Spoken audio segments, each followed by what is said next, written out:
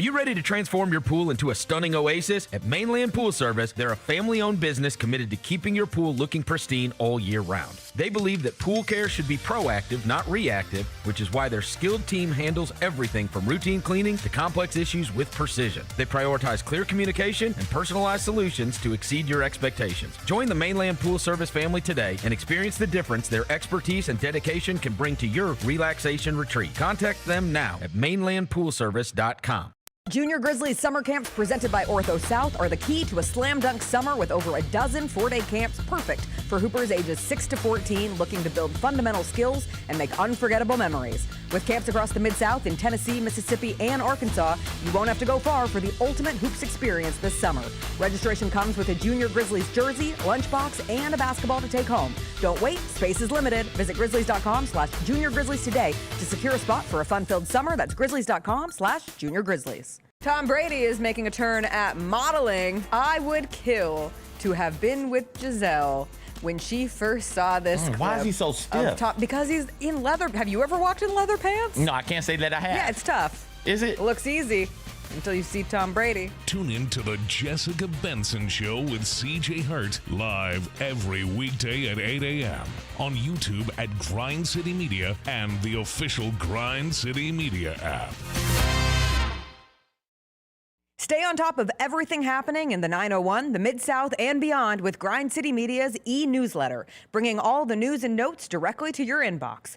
Lang's World, always by Lang Whitaker, touches on the biggest stories in the world of sports and pop culture, while Michael Wallace's Grizzlies Insider brings you all the latest coverage and analysis around the Grizzlies and NBA. Don't miss a thing. Stay connected to the conversation and sign up to download the lowdown today at grindcitymedia.com.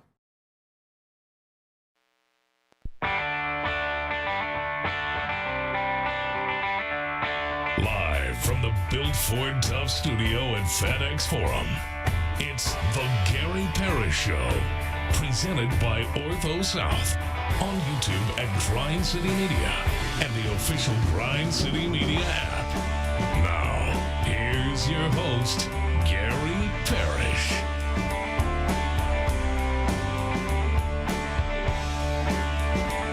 All right, I'm here. My name is Gary Parrish, speaking to you from the Built Ford Tough studio. We're in FedEx Forum, downtown Memphis. Bennett Doyle right there producing the program. Glad he's with me. Glad you're with me. Hope you're getting through the day best you can.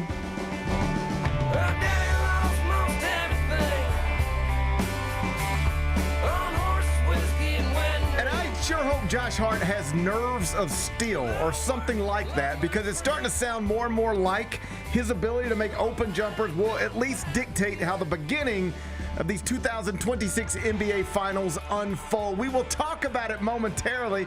It's an interesting subplot to the basketball series we're about to watch. First, though, quickly, let me set today's schedule for you. In the next segment, Evan Hayes is going to join me. You know Evan Hayes. Covers the Grizzlies for, among other places, SI Now. He's going to pop in studio with me here in about 20 minutes. I'll talk all things NBA with him. Evan Hayes will be here in the next segment. Finish talking with him, take a break, we'll come back. Then we'll do 5 more things you need to know, at which point we'll discuss 5 previously undiscussed stories, among them blockbuster trade in the NFL. Cleveland has moved Myles Garrett to the Rams. I'll get Bennett's thoughts on that. We'll do it in about 40 minutes. In another NFL move, A.J. Brown has been traded to the New England Patriots. Real shame you-know-who didn't get to break that story. Real shame. I mean, she put in the time. We'll talk football in just a bit. Awesome college baseball game last night between West Virginia and Kentucky. Hudson Brown, the local product, he homered twice for UK, but West Virginia still won. I was going to show you the 3-run homer anyway. We celebrated in the Parrish household. We'll show it to you a little later on in the show. In better Kentucky news, Mark Pope has secured a commitment from Milan Momcilovic, the transfer from Iowa State. Best shooter in college basketball. He's going to be a Wildcat. Tell you more about that in the third segment. And Arkansas coach John Calipari, old pal, he's scheduled a non-league series with one of the biggest brands in the sport. I'll tell you who the Razorbacks going to play in December. We'll do that during a segment we call 5 More Things You Need to Know. Then we'll eventually do GP's carryout, and we'll call it a day. So that's the rundown. We got a lot to get to, but I did want to start in the NBA. We're game 1 of the 2026 finals, just one day away. Tip set for 7:30. Wednesday night, they're going to do it inside the Frost Bank Center. Knicks at Spurs. You'll be able to watch it on ABC. San Antonio is listed as a 4.5-point favorite in the game, minus 205 favorites in the series. The get-in price for game one is currently listed $781, according to StubHub. Anything in the lower level going to be much more expensive. Big Bet Bennett, it is good to see you on a Tuesday morning. You too, man. We are now less than 34 hours from game one of the NBA Finals. And my colleague Brad Botkin over at CBS Sports, he's got a piece up right now of the 10 most important storylines in these NBA Finals. One is obvious, do we get inside Wemby or outside Wemby? Another is, can Jalen Brunson win off the dribble? Another is, how healthy is Mitchell Robinson? Do you have a favorite or most interesting storyline heading into these finals as we get ready to tip them off tomorrow night? I mean, I think it's going to be interesting to see the assignments for Wemby and for Cat. I don't think that I don't think those guys are going to be guarding each other straight up. No. I think they'll put Anunoby on Wemby. He's had a lot of success on Wemby when they've played against each other. So I think that'll be kind of interesting just to see how it plays out with those two bigs in this series, because in theory, both offensively should be able to cook. In theory. Yeah. I love this stuff. Yeah, it's good. Heading into a series where, for lack of a better term, it really is a chess match even before you put the ball up in the air, and then it's additional moves depending on how the thing plays out. But this is what you get in playoff basketball that you don't get in the regular season. There's just not that much of attention to detail on a Tuesday night in Milwaukee or a Thursday night in Charlotte. But once you get here, everything matters, and everything will get exploited. And so these basketball-centric storylines, it's a nice piece Brad did. You should check it out at cbssports.com. Obviously, the biggest story, as he and everybody else will acknowledge, is Wemby going into this thing. He has arrived. 22-year-old phenom. I think undeniably now is the face of the NBA. That changed. That happened. A month ago, we could debate it. The way these playoffs have unfolded, the way that last series unfolded, the way he held that Western Conference Finals championship, those tears, that moment in prime time, the face of the NBA is Victor Wembanyama. At 22 years old, he's probably going to hold that label for a while. We're no longer waiting. He's here. We're watching greatness in real time. He, along with just the history of the Knicks and the electricity of Madison Square Garden, they will be the stars of these finals, I think. And those are the things that on paper make this great. But if you're talking basketball stuff, I did assume before I even clicked on it that Brad Botkin would have a section in this piece, 10 most important storylines heading into the NBA Finals, specifically about Josh Hart and his shooting and how that is going to dictate how this, at least the first part of this series, unfolds. And sure enough, when I clicked on the piece, it was sitting right there at number 2. First storyline was about how Wemby will attack on offense. We play inside, we play outside. As you likely know, he'll probably do both. But the second storyline in Brad Botkin's piece, it was headlined this way: can Josh Hart's shooting hold up? And this really could be the key to the series. Not Jalen Brunson's driving or Victor Wembanyama's rolls to the basket, but instead of all that, Josh Hart's shooting.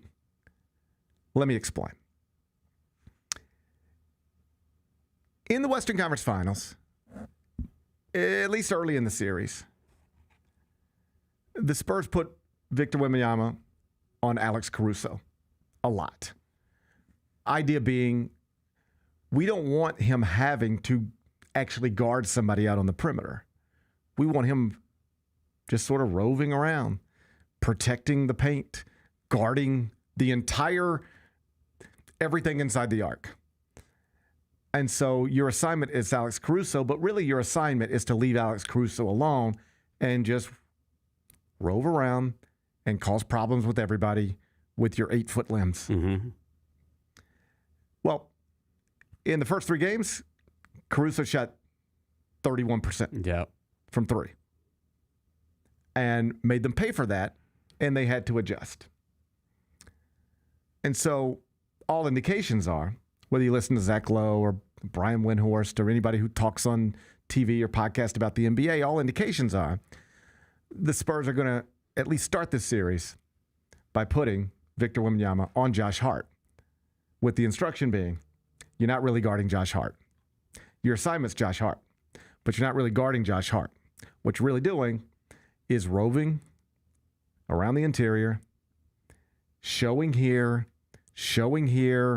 being here. When Jalen Brunson, little bitty Jalen Brunson, wants to beat his man off the dribble, you're going to not be over here standing in a corner with Josh Hart.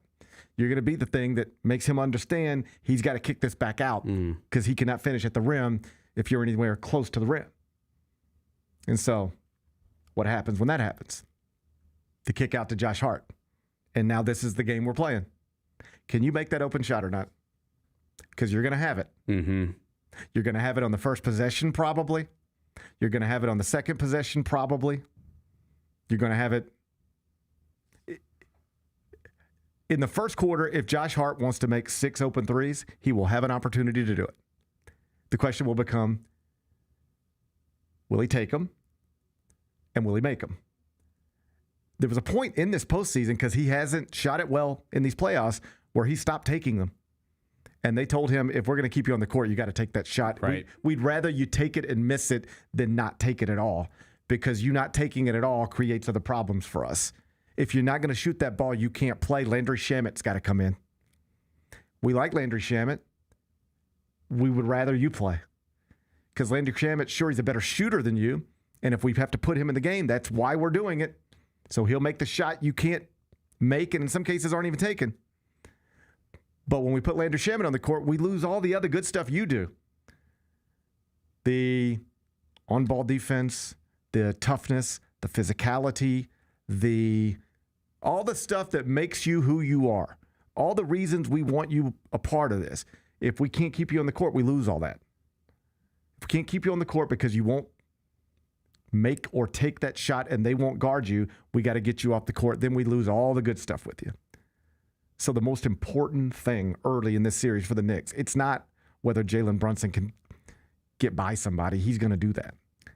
It's not what Mitchell Robinson's finger feels like, because it's surgically repaired. It's not going to be great. The biggest thing early is going to be, will Josh Hart, when he's standing there with the ball in his hands wide open, does he take it? And if he does, can he make them? Can he make them pay? Because if you make them pay, now you're in a fair fight. But if not, then he doesn't have to pay attention to you. Mm-hmm. Now he's paying attention, Wemby, to everybody else. And eventually it leads to a substitution, because the Knicks cannot allow Wembanyama to just float around on defense like that. You almost by necessity have to have 5 shooters on the court to keep it spaced out and keep him on the perimeter. And that really does come down to Josh Hart. Would you like to be Josh Hart in this situation? Yeah, I mean, yeah, because you're in the NBA Finals, right? Like you this would scare the shit out of me. For sure. Me too, but I'm not It says everything about me. I know. It says everything about me. But I would be terrified of this moment. Yeah, I'm with you. It's just like, again, it's like you got your team here and you were shooting well to like late to be able to get your team here, to help get your team here. So it would scare me too. It would scare me because it's one thing when you're here. It's one thing when you're the guy. Game 7, Western Conference Finals, SGA's on this side, Wemby's on this side. You're the guy. You're the max player. You're the reigning MVP. You're the future MVP. Like, you're the elite of the elite, the top of the top. You're supposed to decide things. This is where your Hall of Fame careers are built. The rest of these dudes ain't having Hall of Fame careers for the most part. The rest of these dudes are just dudes. But you're legacy players. Everything you do matters. The stakes are high. Now I'm in it. It's one thing when you're that guy. Like, I'm Michael Jordan. I'm LeBron James. I'm Kevin Durant. I'm Steph Curry. I'm Giannis. I'm in this situation, Jalen Brunson. I'm Victor Wembanyama. You're the star. It falls on me. If we do this, I'm going to be at the front of the parade. If we don't do this, people are going to point at me, but I'm the star. I take responsibility. That's one thing. This is something totally different. This is all eyes are going to be on you, but you're just a role player. You're not the star, but all eyes are going to be on you. And you will either do this very specific aspect of your job well on international television, the brightest lights you can imagine. You will do this very specific aspect of your job well, or you won't. And if you don't, you will trend on Twitter and be probably removed from the game and be a way bigger storyline in this basketball game than you've probably been in any other basketball game. Mm-hmm. That's what it's about.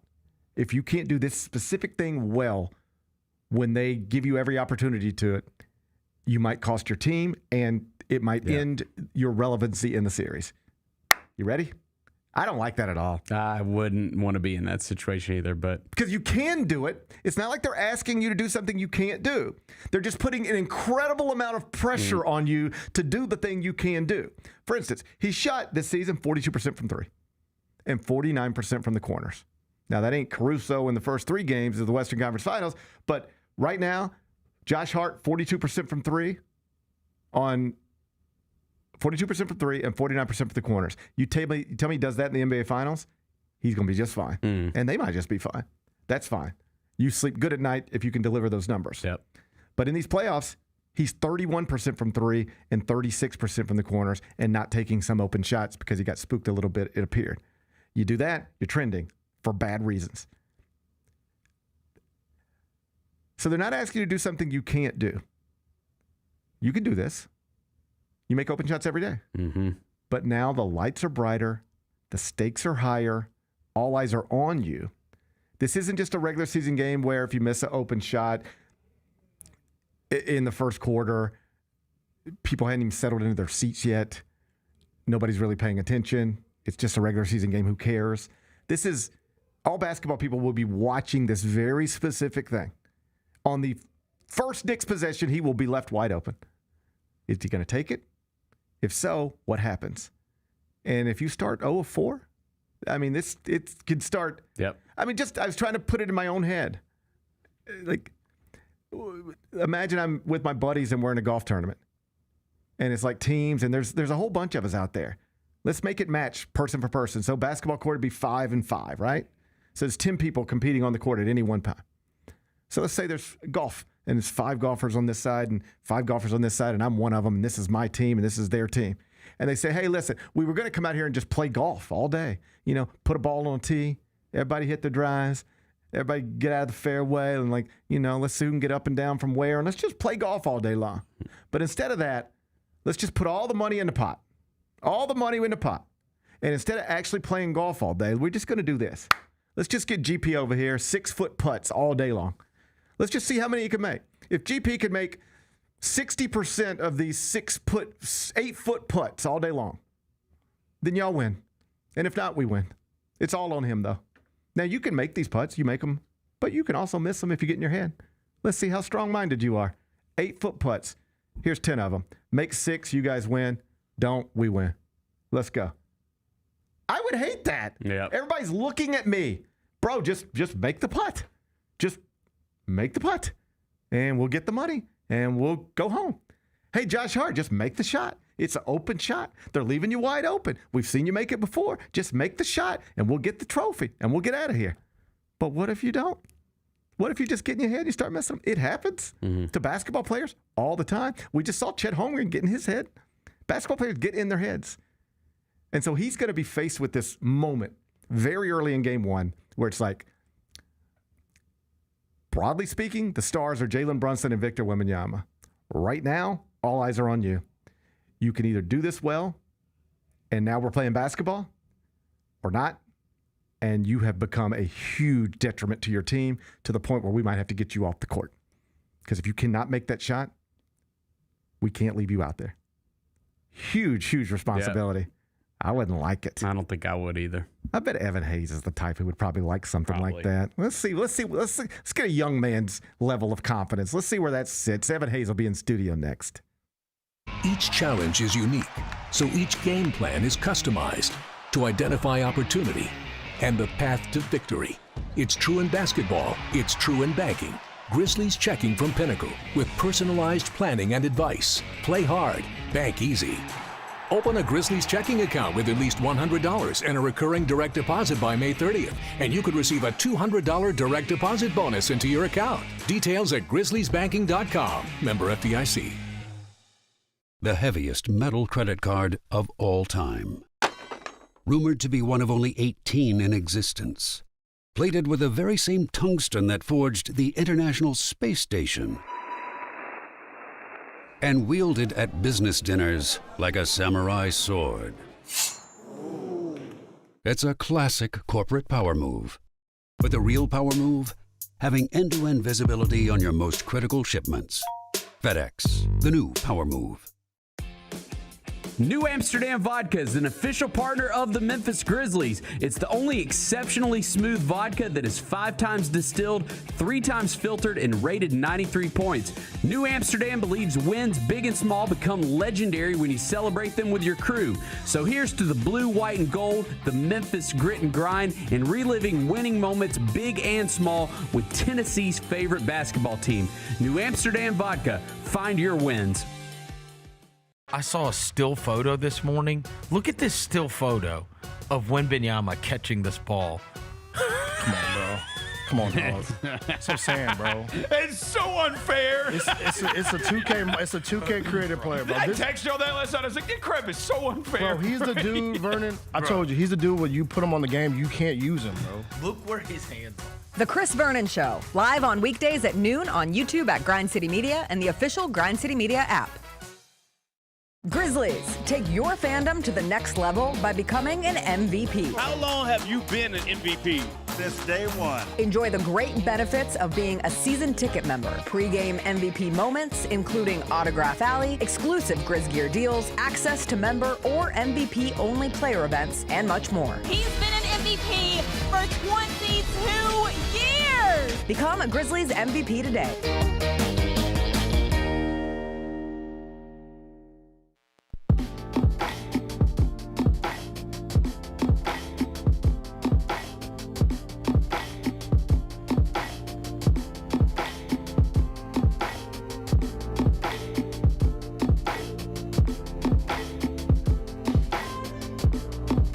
Welcome back, Gary Parrish Show, presented by Ortho South. We're inside the Built for Tough studio, and I'm joined now in studio by Evan Hayes, who, of course, covers the Grizzlies for, among other outlets, SI Now. He's on Twitter, at E11Hayes. Evan Hayes, how are you doing? Doing good, GP. Can't complain too mumuch. How are you doing? I'm all right. I'm hanging in there. Good to see you on this Tuesday morning. We had our first middle school football practice this morning. Wow. It's tough. So tell me what this is like, because I don't have this memory. Yeah. My little guy going into 7th grade. Okay, so he's about 12? Yeah, so okay. now he's going to be playing with the older kids. Mm-hmm. It's like, I think it's 7, 8, 9. Mm-hmm. And he's brave. He's ready to go. But, like, you know, the other kids that are 2 years older than him are noticeably bigger than him. Yeah. Is it scary?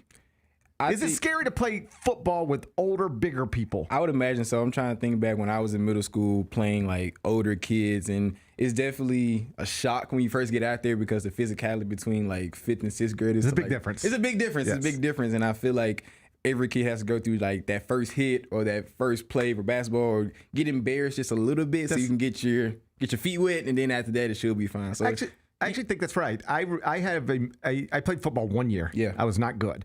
How'd you say it like that, man? Well, I mean, if I was good, I'd kept doing it. I get it. Like, I played basketball 1 season, and I was like, okay, this is not what I'm good at. And done with that. Football 1 season. I'm not good at this. I'll stick to baseball and soccer. And I don't know that I was good at those, but I was better at those. Yeah, for sure. Anyway, I have this memory. I was kind of scared of getting hit because I was a smaller guy too, and I had just never been hit on a football field. And then, but I was kind of fast because of soccer, and they were like, hey, maybe you could be a backup running back or something. So I just remember, getting a pitch and running and getting hit for the first time. The idea of it scared me. Mm-hmm. The reality of it was that was nothing. And then it was over. I was like, fine. And so I think really it does take you getting popped one time to realize, okay, that was okay. Yeah. And now let's go play. Yeah. All right. I'll have that talk when I get home today. And then he'll just get used to that feeling. So the anticipation won't scare him. That's right. And if he's a tough kid like you say he is, he'll enjoy it. You know what I'm saying? Yeah. So he'll be fine. All right. We'll figure it out. So that was my morning. I know you've had your morning. Let's talk basketball. Yes, sir. In the opening segment, I sort of slanted on the Josh Hart situation, which I think is interesting because when you go into an NBA Finals, like when you see the graphics, it's going to be a Wemby graphic and a Brunson graphic, and you're going to see Timothy and Kylie, and the stars are going to be the stars of this thing. But the basketball stuff might really come down, at least initially, to Josh Hart. And in the simplest way you can put it, can you make this open jump shot or not? Like, you're going to end up, I can tell you right now, you're going to end up in this spot with the ball, and you're going to have an open shot. Are you comfortable taking it? If so, will you make it? If you can make it, now we're playing basketball. But if you miss these, because they're going to initially leave you open, and if they can get away with that, with Wemby floating around, it makes everything, like, if you want Jalen Brunson to be special, you have to make this shot. Otherwise, he's got no shot of being special because there is nowhere for him to go. And the amount of pressure that puts on a role player on this stage would not be something, if I were a role player, I would be comfortable with, perhaps because I'm a weak-minded athlete. How would you, if you're Josh Hart in this moment, and you know the opening minutes of that game tomorrow night are probably going to be about you from a basketball perspective, would you be, I can't wait, or how do you handle that? I think if I'm Josh Hart, I would relish that opportunity because he's worked all his life. He's been a winner in almost every level he's been in. So if I'm him, I want that opportunity. I want that moment because if the team needs me to make these jump shots to us to have a fighting chance in the series, I would love that. I'm trying to put it in my sense. Like, of course, I was running track. Yeah. If I'm an opening leg on a relay, okay, and this is the conference championship, I know if I have a BS leg, my team is cooked. Right. So for me, I love that opportunity because I love that chance to make or break my team. So if Josh Hart, being that this is his first time at the dance, I feel like he's going to relish that moment. Okay, so let's put this in relay terms. Yep. A relay. 4 people on a team? Is that the way we're doing yes, this? Sir. Okay. I'm not speaking to your ability. I'm just trying to make the analogy hold up. Mm-hmm. Let's say of the 4 people on this relay team, you are the weakest of the 4, mm-hmm, all right? But you don't have to be the best. You just have to do your part. And your better teammates can do their part. And if everybody does their part, everything will be fine. And so that's the way we're going to run this race. Nobody's expecting you to set a record. Just like, don't kill us. All right. What if right before we're getting ready to do this relay race, you 4 guys, these 4 guys, and they say, all right, because this is sort of where I settled in with the analogy. Mm-hmm. Rather than do this the way we're going to do it, let's just skip all the BS. We all know this is going to come down to Evan. So let's just, Evan, you run. Here's the time you've got to hit. You can hit it, but you might not. But you can. You're capable, but you might not. Everything's on you. Just run this. It's all on you. We're going to leave you all by yourself. You just go run. And if you hit the time, then job well done. We're going to be fine. And if you don't, you've cost everybody everything. Go. It's putting that kind of pressure on not the most important person. Yeah. Like typically when we think of sports, the most pressure is on the best player. The best player. Yep. And that, broadly speaking, that will be true in this series. Ultimately, Wemby will either win this or lose this. Brunson will either win this or lose this. But from a basketball perspective, in the opening minutes of game 1, it's just going to be about Evan, run your little race. Josh Hart, shoot your little shots. That's what the game's going to be. That's crazy to me. It is a crazy opportunity. It's a crazy spot to be in for Josh Hart, for somebody that he's had a pretty good play. I was looking before I came on. He's averaging around 14.3 points throughout the whole postseason. So he's been playing well. So if you're Josh Hart, you want to be in the mindset, just keep doing what I've been doing. But obviously, it's the finals. You're playing against possibly the greatest player of this generation on the other side, and you know you need to do your part for your team to succeed. But again, you have to. It falls back to his training. He's been playing well this whole postseason. If he continues just to do what he's been doing and doesn't let the outside noise get him or the pressure get to him, I feel like he should be fine. But obviously, the mental fortitude of hitting shots on the biggest stage is obviously a different To me, story. it's just a mental thing. It comes down to a mental thing. It's like Roy McIlroy with a one-shot lead on 18 at Augusta, and then he puts it into the trees. Like, that's a mental thing. Yeah, it is. Suddenly a pitcher gets into a World Series, can't throw a strike when he otherwise would. It's clearly just he's in his head a little bit. And I can see how that would happen to somebody here. There's a billion people watching. New York City trying to get a title for the first time in more than a half century. They're just leaving you wide open. And if that first shot goes, boom, second one, off the rim, third one, a little too strong. Now you're 0 of 3. I don't know how you don't get in your head at that point. You better be the most strong-headed. Yes. Because if you're not, that'll get on top of you real quick. You have to have that irrational confidence that no matter what happens, that next shot is going in, and that's a definitely easier said than done situation. Yeah. But obviously, these are the best basketball players in the world. Right. They're on this stage for a reason, so you would hope they have that. But it's definitely a hard pill. But not everybody does. Not everybody does. That you would hope they would. Yeah. But not everybody does. We've seen Ben Simmons on a big stage just shut down.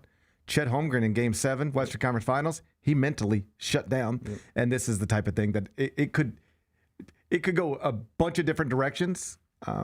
It's just a fascinating spot as a role player to find yourself in, I think. In baseball, I don't even think it would be possible for the other team to put everything on a role player. Like the constructs of the game don't allow for that. But in basketball, you can really single out a very specific person and say, if you can't, I mean, we saw it in the Eastern Conference playoffs where they just kept attacking James Harden. Yep. It was like, if you can't do this part of your job better than what you're doing it, we're going to keep attacking you till they take you off the court. And in the finals, it could be the same thing. Josh Hart, if you can't do this specific thing, to the degree you need to do it, everything will go bad for your team, and it will be on you. It's crazy. It kind of reminds me to the grit and grind days when teams were just leaving TA just extremely that was wide a open. thing. Now, of course, it wasn't the biggest stage like the finals, but everyone knew Mike is probably going to cancel out whatever guard is on the opposite side, whether it's a Chris Paul or Russell Westbrook or whatever. Z-Boy and Mark are going to do their thing on down low. TA has to be a threat on the offensive side of the ball, and it was times where he sometimes shot us out of basketball games because he was going 0 for 4, 0 for 5, and 0 for 6, and it swayed the series. So it's even more exaggerated now because shooting is so much more of an emphasis now. So like, it was hard to get away with then, but you could maybe get away with it then. You cannot get away with it now. Like they would leave that guy in that corner all day long, and if he can't make that shot, you can't play him. And it's especially dramatic against the Spurs because if they can play defense, without guarding a guy in a corner and just let Wemby wove, then it changes everything. And that's what makes the Spurs so good on the opposite side, that they have all 5 guys that can attack you from multiple sides on the court at one time. Because we have Wemby on the court, they basically have kind of like 4 guards out there with Harper, Castle, Vassell can play inside out, and Keldon Johnson and Fox. Like, they have all 5 guys can be a threat at any time of the basketball game. So on New York side, all 5 guys had to match that. If Josh Hart's that weak link, that could be the swing of the series. All right, let's talk Wemby for a second. I said in the opening segment that it's over now. We're not looking for the next face of the NBA. We've assumed for a while it would be him. It was just a matter of when does it happen. I think it happened Saturday night. I think he arrived Saturday night, as the Nike ad indicated. But correct me if I'm wrong. Am I out of my skis a little bit? Am I going too far with it? Or are we here now? The biggest star basketball player in the world is the 7'4" alien in a Spurs uniform. I don't feel like you're exaggerating one bit. I feel like he had to win that series to cement himself as the next face of the league. He was obviously across from the 2-time MVP and who a lot of people thought was going to be the favorite for winning the next championship. So if he finished the job, I feel like that's just cherry on top of the cake. I was talking about this on my show the other day. This is how y'all felt or your generation, like my dad's generation, when Jordan was coming up. Sure. He had to get past the Pistons to become the face of the league. For the millennials, when LeBron finally got past the Celtics, he was the face of the league. And now for Wemby, he's got past the Thunder, and now he's ready to take that crown. So it's just crazy how the pantheon of the NBA teams, guys have to get past that giant to become the face of the league, and I feel like that's what Wemby just did. And what's especially fascinating here is that you don't usually succeed the first time. Yep. Jordan didn't. LeBron didn't. Most don't. And you don't usually do it at this age. As I noted yesterday, LeBron was 27, Jordan was 28 when they got their first titles. Wemby's now favored to get one at 22. Like, they're pretty significant favorites in this series. So, it's here. And yet I still have heard some pushback. I saw him on TV, even Kendrick Perkins, saying things like, hey, can we at least let him get one championship before we start calling him maybe the greatest player of all time? And on some level, I get that. But on the other hand, I'm like, we don't have to wait any longer to pretend we're not seeing what we're seeing. Like, I find these conversations often just silly. Like he hasn't won a championship. Okay, so what are you suggesting? Are you suggesting he can't or won't? I haven't heard a single person suggest that. I haven't heard a single person say, I don't think Wembanyama's made of what it takes to win the whole thing. So we all agree he is capable of doing it. So we really need to wait 2 weeks or 2 years to say this guy has all the stuff to go down as the greatest ever. Like, we're watching it. It is what it is. We've never seen anything like it. Whether he wins a title this year or not, we all agree he can and that he will eventually, barring injuries. I don't feel like I need to slow the conversation down. I like talking about this and recognize it in real time. I like pulling my boys onto the couch and saying, right now, you are watching a 22-year-old who will possibly go down in history as the greatest who's ever done that. I don't think I have to save those words for after he holds the Larry O'Brien. He's that right now. If you want to debate it at the end of the regular season, fine. But the debate's over for me. This is the dude. Yeah, he's the dude. I feel it just comes down to the greats in every sport, whether it's Tiger Woods, Serena Williams, Jerry Rice. They show it early. Yeah. It didn't take for Jerry Rice to win his third Super Bowl to say, like, okay, he's probably the greatest receiver of all time. It didn't take Tiger to win his fourth or fifth majors. Okay, he's probably the greatest of this generation. But they did that with Tiger. They did, but I mean, it was old people who looked like me. Yeah. But they were like, I don't know if he's that. I mean, I can remember these conversations. I don't know. And it was like, what do you need to see? But, there's even a clip out there. I don't know if it's Fred Couples and I want maybe Curtis Strange talking to Tiger Woods, but it's distinguished professional golfer who looks like me and young, brash, very confident Tiger Woods. And Tiger's just sort of talking about, I want to win every tournament and win, and I'm going to win. And the guy kind of looks at him like, you'll learn. He says something like, you'll see. Like, you're not everything you think you are. And obviously he was everything we thought he was and more. And he didn't need to have 7, green jackets to prove that, or even 1. If you just paid attention, you knew the greatest thing we've ever seen is on the way.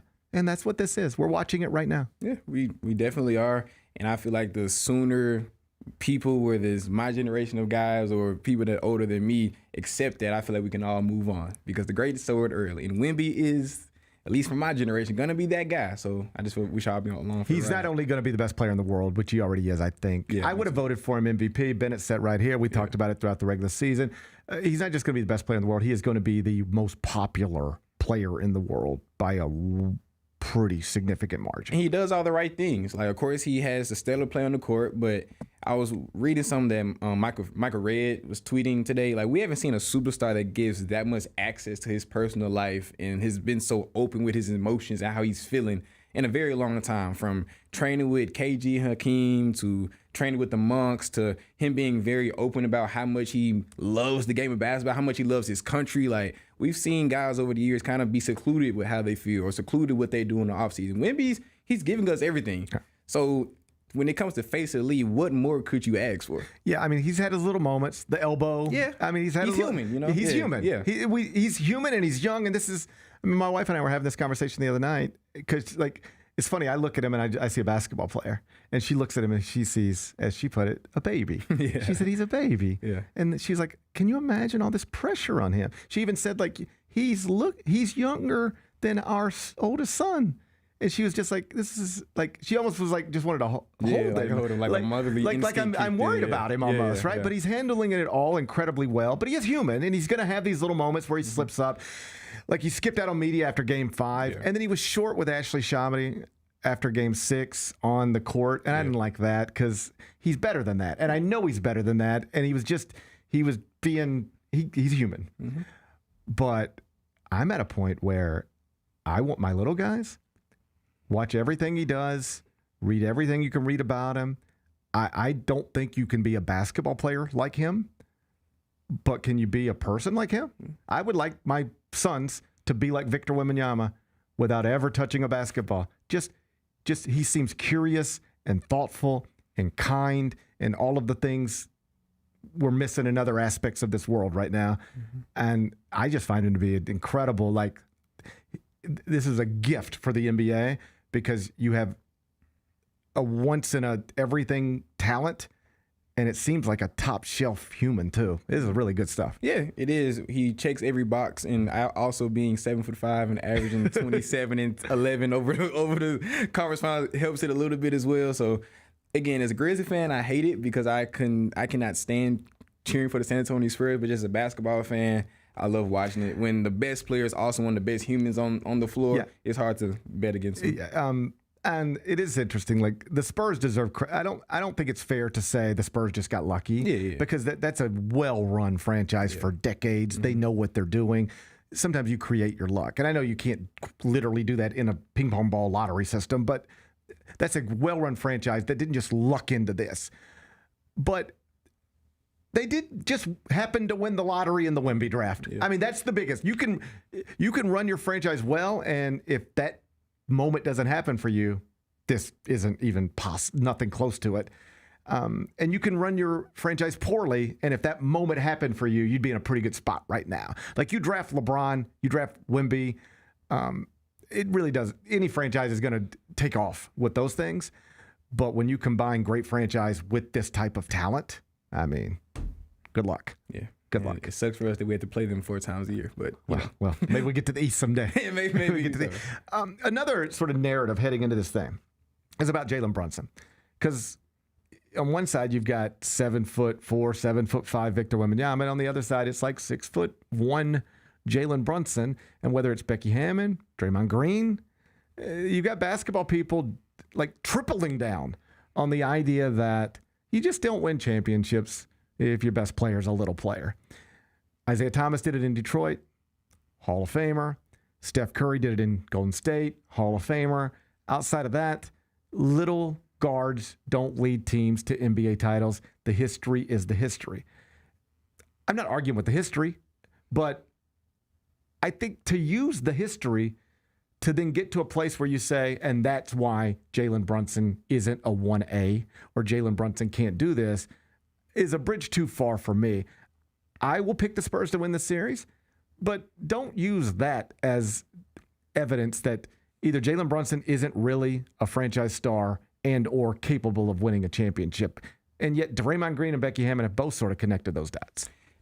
I'm kind of in your camp. Like, of course, I have the Spurs win this series. I have the Spurs in 7, actually, but I don't feel like it's such a 1-to-1. Like, small guard means you can't win. Like, you have to look at the totality of the team around him. Like, you said Isaiah Thomas. He had Joe Dumars. He had a Dennis Rodman. He had, what's the center name? I can't remember his name. It was Bill? I can't Lambier. Lambier, yeah, Bill Lambier, yes. Of course, Steph Curry had everybody. We got to go into that. But if you surround any great player with great guys around him, especially with smaller guards, great defenders, a great big man, it can be a recipe for success. Another guy that people don't talk about a lot who was on the smaller side was Chauncey Billups. Yeah. That team beat a Los Angeles Lakers team. A Los Angeles Lakers team was favored in that series, but they have a great team around them. They had shooters, and they had a great big man in Ben Wallace. They were able to win the championship.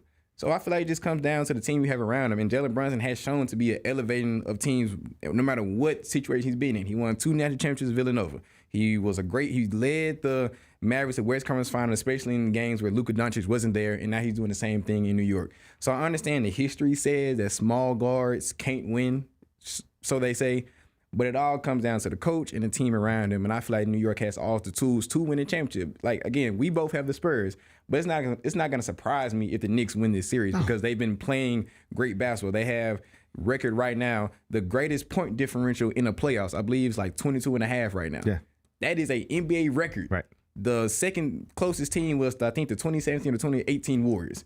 They are in great company. They have all the stats you can try to equate to what an NBA championship team should be.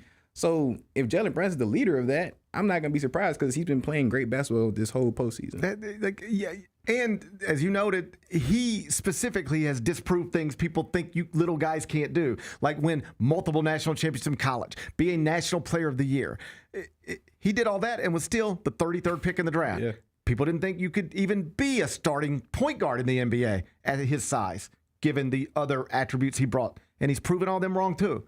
In Dallas, they gave up on him, or at least didn't invest in him the way they should have, and he's proven them wrong. So, like, this guy has proven people wrong in college, in the NBA, with multiple franchises, and you're still asking questions about him? I think it'd be more accurate if it was framed this way when I see people arguing on TV. Small guards rarely lead NBA teams to championships. True. Nobody can argue that. Small guards can't. Jalen Brunson can't. That's too much for me. He absolutely can. I don't know that he will, but he can. And then it got weird because, like, Jay Williams, like, looked like he's ready to punch somebody the other morning.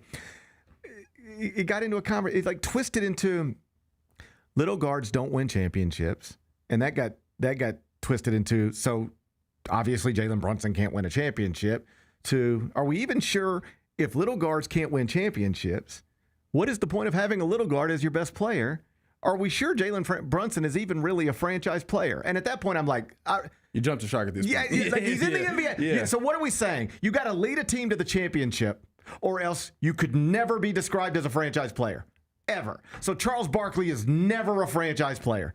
And Allen Iverson is never a franchise player. And Karl Malone is never a franchise player. Does that make any sense to anybody? Doesn't make sense at all. But that is what Draymond Green is yelling about on his podcast all the time.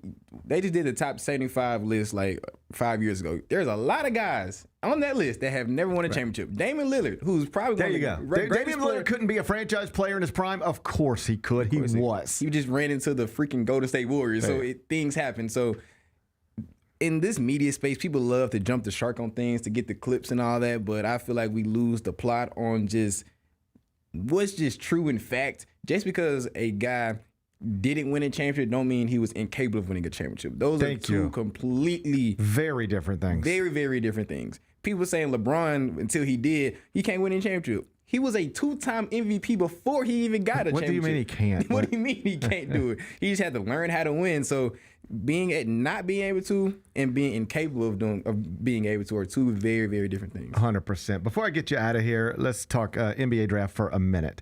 Reportedly, Koa Pete, Arizona star, was in town yesterday working out for the Grizzlies. He's an interesting prospect because he was among the biggest names at the deadline to withdraw from the NBA draft, to stay in, even though where he is slotted in most mocks doesn't line up with where other prospects decided to stay in the draft. My point being, Braylon Mullins was a guaranteed first-round pick, but not lottery. And so UConn was like, you want $4 or $5 million to come back to school? He said, sure. He's back in school. Thomas Houck, guaranteed first-round pick, but not definite top 10. So Florida was like, you want $7, $8 million to come back to school? He said, yeah, I'll $7, $8 million, come back to school, get into a weaker draft next year. Sounds good. Koa Pete had the same opportunity. And a lot of people thought he should have done what they did for a lot of the same reasons. Go back to Arizona, $5 million, be the Big 12 preseason player of the year, or stay in the draft and good luck. He decided to stay in the draft, good luck. He worked out here yesterday. What do you make of him as a prospect? Because on one hand, 6'7" forward has impacted winning at every level. He's got state championships, gold medals, been to a Final Four, the whole deal. On the other hand, 6'7" forward, power more small, doesn't shoot it. That's hard. I was very high on Koa Pete coming into this basketball season. I thought he was going to be the reason why Arizona was as good as they were, and he was a top 3. Opening night, it looked like it. He got 30 against Florida. Yeah, 30 against Florida, and I thought he was. I know he's a McDonald's All-American. He was a top player in his class. Like I was thinking, okay, yeah, this is what the that was like National Player of the Year, Cole Pete, maybe. Yeah, it's like this is what I thought he was going to be. And then we go through the year, you saw some deficiencies in his game. Not a lot of offensive versatility. Not the best playmaker, like you said, not a great shooter. But still, at the end of the day, he averaged 14.1 points, 5.5 rebounds, 2.5 assists. Those are still decent numbers. And we've seen a trend over the past few years where guys that are touted high out of high school, they should have gone back to the league, but they want to strike where the iron is still hot, kind of riding off that high school potential they have. So if we get a Cole Pete, am I going to be angry? Because like I said, he has all the potential in the world. But I would like to see more strides, maybe in Summer League, to make me feel fully confident that he is an NBA prospect. Because I don't know right now if I think he's an NBA prospect. Yeah, I think you've got it right. He strikes me as the type of prospect who has sort of just had in his head for a while, I'm one and done. Because he's been called one and done. Yeah, for his whole life, his whole since he started popping up in recruiting rankings, he's been thought about as a one and done type of prospect. And then you go play USA basketball and you win gold medals and you go to Arizona and that goes well and it's like, okay, I'm a one and done. But then it's like, all right, but are you or should you be? I mean, he clearly is by definition, and he'll get picked and he'll sign an NBA contract and he'll be fine. But strictly as a prospect, you take away all the gold medals and accolades. Now what are you? You're a 6'7" power forward who went to the combine and looked awful shooting the ball. It's one thing if it looked bad but went in. It looked bad and it didn't go in. And it looked noticeably different than what we watched at Arizona, which suggests something was broken, you're trying to fix it, and you might have messed it up worse, or at least it's not in a good spot now. So I guess if somebody's listening to this, they're like, well, then why are the Grizzlies bringing him in at 16? Like he's an option at 16. Yeah. And that's where I think the evaluation process is really important. Strictly from a let's watch the tape, I'm not touching him with the 16th pick. I'm not either. But now you start talking to people who know Koa Pete, and they're like, he's the best guy. He'll help your locker room. He's going to work. He'll be your best worker. He's already got the body, so if you can get the other stuff. Like, he may never develop the shot, but just trust me, it won't be because he doesn't put the work in. You get the right. So then all that stuff comes into play, and it's like, all right, maybe he's not a ready-made product now, but what teenager is, and we believe in the person and the body and the impact he's made on winning at every level, including at Arizona, and we'll figure out the other stuff. I'm open to that. I understand that. Yeah, and so that's how you chop all that up. But for me, if I were picking players in this draft, he'd be closer to 32 than 16. I had him. Of course, I didn't have a full mock draft, but when I watched this tape and just seeing how this draft has lined up, I see him as a late first round to early second round pick. That's what I would do. Just strictly off of what we saw at Arizona last year. But again, as a Grizzlies fan, you have to trust Zach Kleiman and his evaluation team. Obviously, they've hit on a lot of draft picks in the 8 years that he's been here. But it's something that I don't know if we have time to talk about now. But I feel like with Zach Kleiman, this draft, it's a must hit on every pick you bring in, because since the franchise is in such a state of flux, I feel like you have to bring in guys that are gonna hit, and I don't want as many project players on this roster next year. We want guys to bring consistency and production that can lead this team into the next era, whatever how that era looks. Personally, I don't think Koa Pete is a guy that fits that bill. You want guys that are consistent, good production, is gonna be good pillars in your community. He has the first one, or the third one I said, good play to the community. It's probably great. But I don't know if he fits that bill of being a surefire hit. And obviously that's the point of the draft. Who knows, all these 18, 19-year-olds are going to be surefire hits. But when it comes to your evaluation process, you want the guys that on the percentile of hitting to not hitting, you want them to be on the higher side. So I don't know if Koa Pete fits that, in my opinion. Yeah, and and if you're a franchise, you are worried, but you're not selecting Koa Pete in the first round based off of what he is right now. Yeah. You're doing that based off what you think he can be 3 years from now, or 2 years from now, or at some point in the future. And that's the bet. But that is a bet some franchise is going to make. And like I said, he'll be fine, but he is is like the one prospect. I only bring it up because he was here yesterday, but he's like maybe not the one, but the biggest one by far of when you talk to both NBA people and college coaches, they will say, to each their own, everybody can run their own race, but why was he in such a hurry? It's one thing, a different era of college athletics where your options are be a late first-round pick, early second-round pick, or a scholarship. Well, then, yeah, go do that. But his options were late first-round, early second, or make $5 million to be the best player on one of the best teams in the country.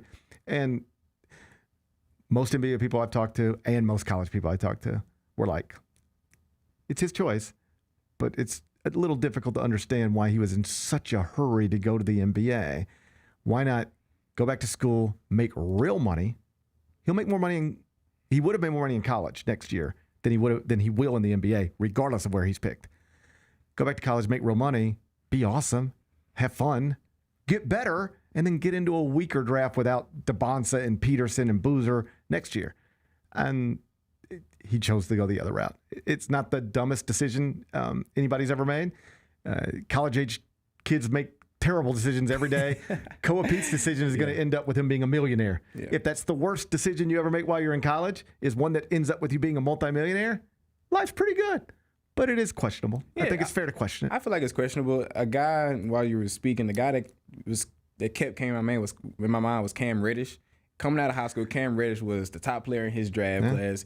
Every guy that played against him in high school said he's the hardest guy I've got. You're not got as Anthony Edwards. But of course, we all know he was on a Duke team with Zion Williamson, R.J. Barrett, and he had a slightly underwhelming freshman season. Still was I think he was an all-ACC player that year. He still had, and Duke went to Elite Eight that year, I believe. Mm-hmm. Still had a pretty good year, but people were questioning maybe he could have went back to Duke or maybe even transferred to a better situation so he can flourish and be the guy that people thought he would be. But obviously, he went after that first year and has bounced around the league ever since. I'm not saying Koa Pete is exactly Cam Reddish, but when you describe the situation like a guy being so ready to rush to the NBA when he could have stayed in school, being that he was a high guy coming out of high school and it didn't work out, that's a guy that comes to mind.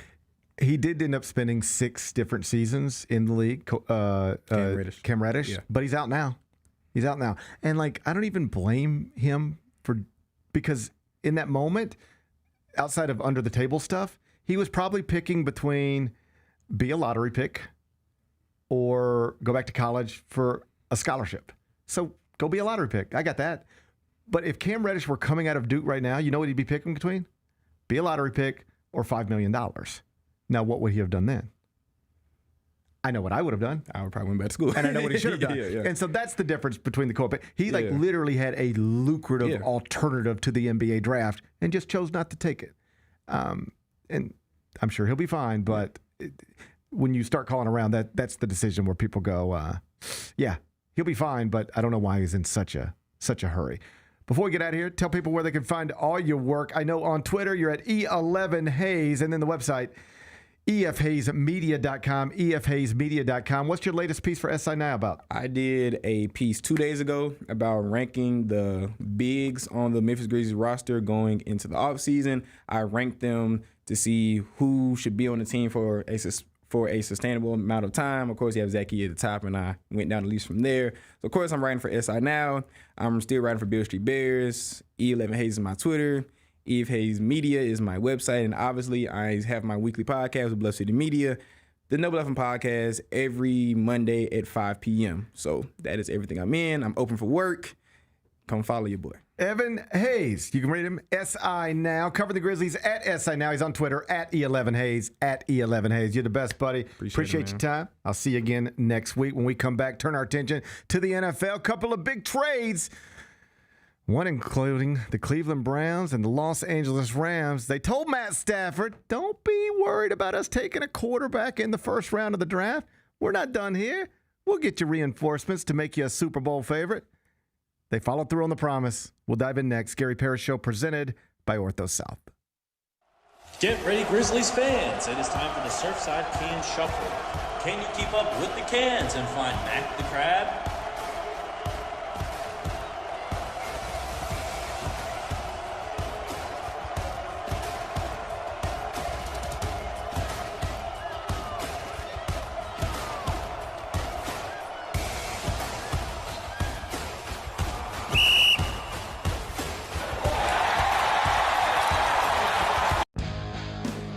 Grizzlies fans know it's the team that gives you the edge.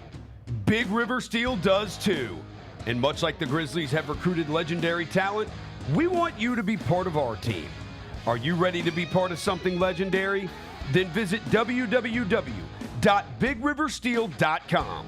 That's www.bigriversteel.com.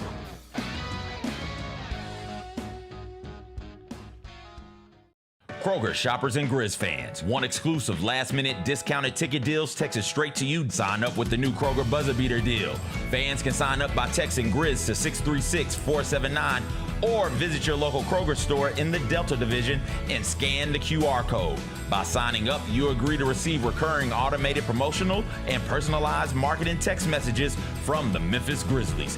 Consent is not a condition of any purchase. Message frequency varies. Message and data rates may apply. Cedric Howard was named to the NBA's all-rookie first team. I am ecstatic that Cedric Howard's rookie season gets rewarded with first-teamer status. I remember so quickly understanding, like, oh yeah, Cedric Howard needs to start for this team. And oh yes, Cedric Howard has the potential to be something really, really special. Tune in to the Jessica Benson Show with CJ Hart, live every weekday at 8 a.m. on YouTube at Grind City Media and the official Grind City Media app. Junior Grizzlies summer camps presented by Ortho South are the key to a slam dunk summer with over a dozen 4-day camps perfect for hoopers ages 6 to 14 looking to build fundamental skills and make unforgettable memories. With camps across the Mid-South in Tennessee, Mississippi, and Arkansas, you won't have to go far for the ultimate hoops experience this summer. Registration comes with a Junior Grizzlies jersey, lunchbox, and a basketball to take home. Don't wait, space is limited. Visit grizzlies.com/Junior Grizzlies today to secure a spot for a fun-filled summer. That's grizzlies.com/Junior Grizzlies.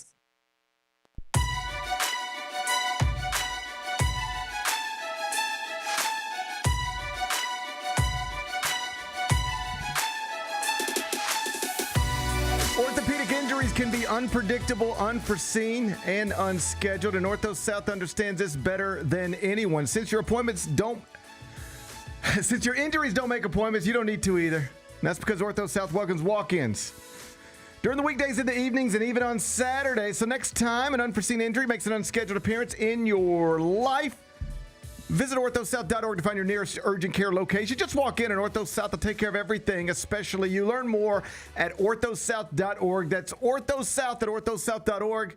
Now I've got 5 more things you need to know. Number 1. Blockbuster trade in the NFL. Big Bet Bennett. Myles Garrett has been traded from the Browns to the Los Angeles Rams. Do you have a breakdown for us? It's a pretty good move there by the LA Rams, I think. I think when you can go get the reigning defensive player of the year, you probably go do that. Seems like it is a move that has solidified them as the Super Bowl favorite.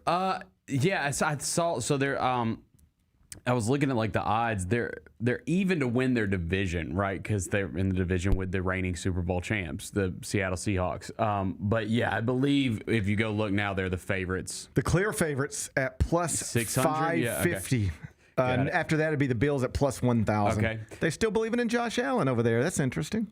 Well, we'll see how that goes. I still believe in him, too. I think we know how that goes. No, I mean, this is a huge move because I think, like, when they drafted Ty Simpson, well, I mean, we sat here and talked about it, and we're like, I mean, you got Stafford on a 2-year deal. He's the reigning MVP. Like, aren't you trying to win a Super Bowl right now? Why would you draft a quarterback in the first round? Seemed like a reasonable question to ask on day 1 of the NFL draft. Yeah, and like instead, maybe you should draft a defensive end. But if their plan was all along, well, we'll just go get the best defensive end anyone's ever seen. Hey, yeah. Hey, Sean McVay. Hey, Matt Stafford. I could tell on draft night it looked like you guys weren't thrilled with us spending a first-round pick on a backup quarterback. Like, if we were trying to find something in the first round that could help Matthew Stafford win another MVP and Super Bowl. Like, the actual one thing that doesn't do that is another quarterback. Right. You could spend a first-round pick on a punter, and it would do more to help Matthew Stafford than selecting his backup. So you can understand how frustration might have existed a little bit. It certainly looked like it when McVay was on the phone. Yep. But you're exactly right. What if they say, hey, listen, I know that you wanted us to spend a first-round pick on something to help you. They went through this with Aaron in Green Bay. Mm-hmm. We understand. We didn't do it. You're disappointed. Got it. But what if instead of spending a first-round pick on something to help you win another Super Bowl, we just go out on the first day of June and get the best defensive player in the world? Not a bad trade-off. Okay, sounds good. Yeah, sounds that's what good. this is, too. On some level, that's what this is. Yes. And I mean, they told you we're not done. Like, because that's the first question. They draft a quarterback, and it's like, what is going on? Dude just won the MVP. I thought they were competing for a Super Bowl, and now you're planning for the future? And they said, no, we're not planning. We're doing this because this is what we thought we wanted to do here. And there's a lot of data that suggests this is the way to do this. But we're not done trying to win Super Bowls with Matt Stafford. We'll show you. Just wait. Yeah. Here we are. And they're in an interesting situation now because they don't have any money to spend at all. They don't care. They don't need picks or money. They just need players. That's right. And I mean, they've done some pretty good moves. They traded for Trent McDuffie, who's one of the better corners in the league from the Chiefs. And so that defense should be really good. And I'm sure you've seen the Aaron Donald workout videos that are being posted. I mean, I just think it's hilarious how the Rams are in the news and all of a sudden we're getting Aaron Donald workout videos just spamming our feeds. I wonder if that means anything. I don't know. I wonder if that means anything. Dude, I don't even care if I think Aaron Donald's like 35 years old. It doesn't matter. If you put 50-year-old Aaron Donald on the field with Myles Garrett, like that is a problem. If he comes out of retirement, dude, that is going to be a problem for the rest of the league. So that'll be interesting to follow that storyline alone because Adam Schefter kind of like dropped some little hints about it. So we'll see how that goes. But it's a huge move for the Rams, man. It's the first time since 1970 that when the merger happened that the reigning MVP and the reigning Defensive Player of the Year are on the same roster. Pretty good. Plus 500 to win the Super Bowl. That's better odds than anybody else. Good things happening out in Los Angeles. Myles Garrett has a new home. On the way out, going the other direction, Jared Verse. Number 2. A.J. Brown's now a Patriot. Oh, we've been waiting on this for a while. We have been waiting. I know. It kind of got buried with all the other Patriots news. Real shame. Yeah. This was her story. I think it probably was. Yeah. This has been her story the whole time. Yes. Yes. This must have been a tough day for her yesterday. Probably so. June 1st was not a good day. Many. Yeah. I mean, she's had some rough days lately, but that was a tough one. Yeah. You know, she's just sitting there with that, she's just sitting there and she's like, that was my story. Mm-hmm. I put in the work. Well, I'm just glad that the Titans are... she interlocked fingers for that story. I understand. Yeah. Yeah. She interlocked. We saw that picture. Yes. She interlocked. Yes. For that can story. Confirm fingers were interlocked. Yes. I saw it just like you did. Do you hold hands like that? How do you hold hands? Just traditional. What is the traditional hold hand? I think it's just like a... If you're walking through the airport with your wife, how do you hold her hand? Think like this. I like that too. I like that. We don't do the finger clasp. Yeah. What is the point of that? No, I mean, we got kids running around. Like, you got to have an easy exit. Got an easy exit. Got to grab a kid. You never know when you're going to need to grab a kid. That's right. Yeah, so I don't do the finger lock thing. Yeah, finger lock. That's for teenagers. It is for teenagers. I'm feeling good about like the direction of the Titans franchise and the rebrand and all that. How are we still talking? How we start talking about the Titans? Just hang on what the Titans got to do with this? Because A.J. Brown is going to play for his former coach in Mike Vrabel, who he had a lot of success with in 2019 through 2022. I think. We're living in the past. I see. Old Bennett would have been very, very upset by this. That A.J. Brown. I'll never forget that draft night. My God, I was sick. I was sick. Like every other Titans fan, just disgusted. He's been looking for a weapon ever since. Mike Vrabel was sick. You saw it on the broadcast. He wanted to throw up. He almost walked out of the room. At the time, he probably thought that was the worst day of his life. Now that we're moving forward, and it's a new team. Yeah. It's a new era. It's okay. This doesn't sting as much, but yeah, old Bennett would have been very upset if our best one of our best receivers ever went to go play for one of the greatest Titans coaches ever. Yeah, that. Well, I'm glad they're back together. Another team. I'm glad AJ and Mike are back together. Only one person missing, as far as I can tell. Who? Oh yeah, gotcha. I gotcha.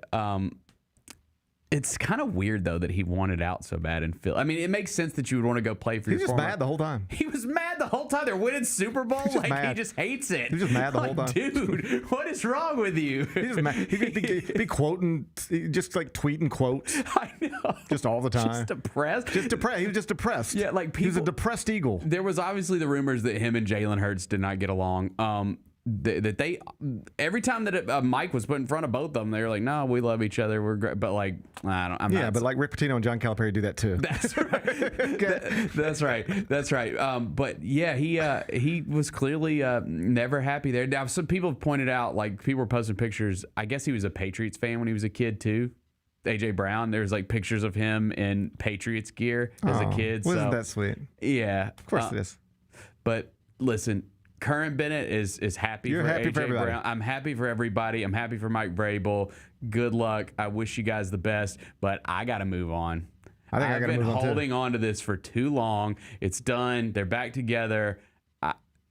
Good luck, guys. Good luck, guys. I hope you don't win a Super Bowl. That actually would suck. I don't want to have to rehash this in February. I don't feel like it's any of my business. They can do whatever they want from this point forward. Okay. I don't feel like it's any of my business. From it this would still sting a little bit. You know what? I've reached a point. I've reached a point where I'm gonna try to stay out of Mike Vrabel's life. I don't feel like it's any of my business anymore. Mm-hmm. It's none of my business. Yeah. I'm gonna stay out of his life. We've been in his life for the past couple months. It's time for us all collectively to move on. Yeah. Just leave that man alone. All right. Yeah. Him and AJ are back together. Good luck, guys. Mike Vrabel and AJ Brown got to bed. Of all the characters in the story, I didn't know that Mike and AJ would be the first ones to get back together. Mm-hmm. But they're back together, and I'm going to wish them luck, and they can do whatever they want from this point forward. Yeah. I'm going to consider it none of my business. I'll stay out of it as well. I'm going to stay out of it. Sounds good. Yeah. Number 3. Man, we had so much fun watching college baseball last night. I dabbled a little bit as well. Did you dabble? I dabbled. I probably wasn't as locked in as you were, but I dabbled.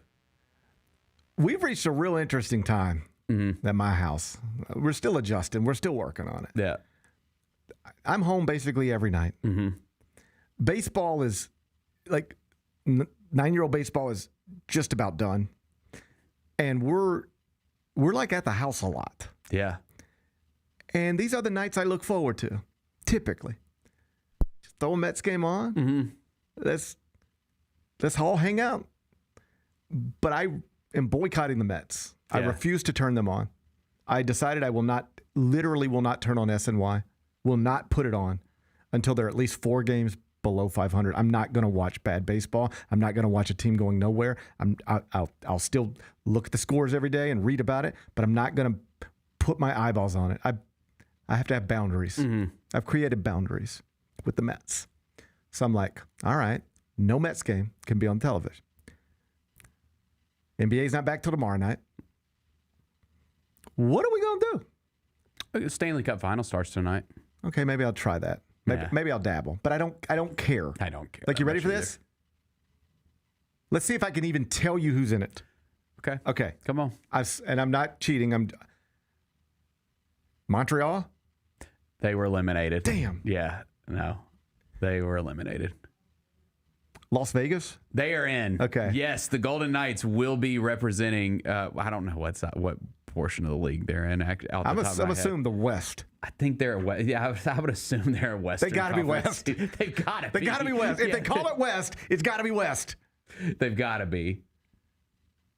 If there's a such thing as the Western Conference in the NHL, they got to be in that. They are absolutely in the Western Conference. Yeah. I knew it. Yeah. Like Barry Melrose sitting over here. The East you're not going to get. The East I know you're not going to get. I genuinely don't. Okay, so Florida. No, but that's a good guess because the Florida Panthers and the Tampa Bay Lightning have both had a lot of success recently, and so that would make sense to choose a Florida team. But no, I seen Brooks Koepka at one of their games one time. That's all I know. No. Okay, then I get one more guess. The Sabres. No, they were unfortunately. Oh yeah, I think we talked about eliminated. that. Yeah. Heartbreaking. I don't know who's playing. Who plays hockey? It's a Southern team. It's a Southern team, kind of. It's a Southern team. The River Kings? No, I don't think they exist anymore. What if the River Kings were in the Stanley Cup That final? would be sick. That would be awesome. I mean, we would have a huge party. And then River Thing would be there? Yeah, we remember River would Thing? party super hard. Was that the turtle? Yeah, it was a turtle, but they called him River Thing. I remember that. I remember that turtle. River Thing. I think that was a thing. River Kings games were fun back in the day. Well, if you don't think I ever underage drink at a River Kings game. River Kings games were lit back in the day, dude. I'll underage drink at a River Kings game, no problem. Yeah, man. Those were good times. Yeah. No, it is the Carolina Hurricanes. Oh, man. Yeah. Well, good for them. Yeah. Good for them. My wife's aunt is a season ticket holder to the Hurricanes, so I've a lot about them recently because her family was all in town. I don't know anything about them. Yeah. So well, good. I wish them luck. Go Canes. Are we rooting for them? Yeah, we're gonna root for them. It's either them or Las Vegas. Yeah, Vegas got a Stanley Cup a couple years ago. Yeah, let's go for Carolina then. We're going for Carolina. Let's go for Carolina. Yeah. Okay. So I'm struggling. I don't know what to watch. I'm like, what are we supposed to put on this TV? We don't have basketball tonight. Not the kind of basketball I want to watch tonight. I hate the Mets. And I said, you know what? I told Bennett there's a do or die game between Kentucky or West Virginia. Mm-hmm. Winner goes to the Super Regional. Loser, season is over. The previous day they played, and it was a crazy comeback by West Virginia. And I was like, all right. And I told you, I texted Ren Baker, athletic director at West Virginia, used to be here at Memphis. By the way, he told me to tell Roser and Vernon. He said, you still see Roser and Vernon every day? I said, of course I see them every day. Mm-hmm. He said, when you see them, will you tell them something for me? I said, what? He said, you tell them wave on wave. Oh man, they love that song. Pat Green? Uh-huh. Was that the Liberty Bowl concert series? Didn't we have a Liberty Bowl concert series once upon a time? Bring that back. And Ren was like, I thought it was great, and I love Pat Green, and Roser and Vernon would just screwed the whole thing up for us by turning it into a joke. He was laughing, but he was like, if you see them, you tell them wave on wave. That's a great song. So I'm like, okay, we got Ren Baker on one side. My wife and I just hung out with Ren Baker last week. We'll connect with Ren Baker. Go Mountaineers. Okay. And then I was like, but on the other side is the Kentucky Wildcats. Star first baseman Hudson Brown. Hudson Brown, North Point Christian graduate. Grew up with his father and his uncle. I said, okay, so we got things we're connected to on both sides of this baseball game. Mm-hmm. It's a do or die. It's like, because I was trying to explain it to Louis. He was like, so is this like, I said, it's like Game 7. This is Game 7. He's like, so this is like they played. No, I don't mean they played 6 times previously. I mean, remember how Thunder Spurs the other night was Game 7? You win, you advance, you lose, it's over. That's what this is. Mm-hmm. You win, you advance, you lose, it's over. This is like Game 7. Yep. Let's watch West Virginia. Let's watch Kentucky. Let's watch Hudson Brown, local product. See how he does. And do you know how he did? He homered twice last night. So he homered early. And then West Virginia goes up 5-1. And I'm like, it's over. Got to get 27 outs, Bennett. It's not over till somebody gets 27 outs and the score is not tied. But it felt like it might. You're on the road. You just blew a game yesterday. Mm-hmm. Now you're on the road against the same team. They've got home field advantage. You don't. Now you're down 5-1. Momentum, all that stuff. It ain't looking good. But then we got 2 up. 2 up. Hudson Brown at the plate.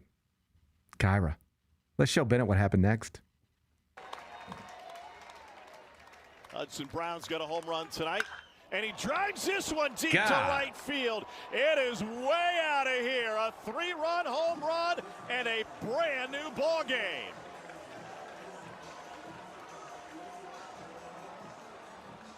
Blue got in, and that pocket of ballpark is losing its collective mind. While I like a good slow silent. trot. I don't know if it's good for a podcast, but I enjoy a slow trot around the bases.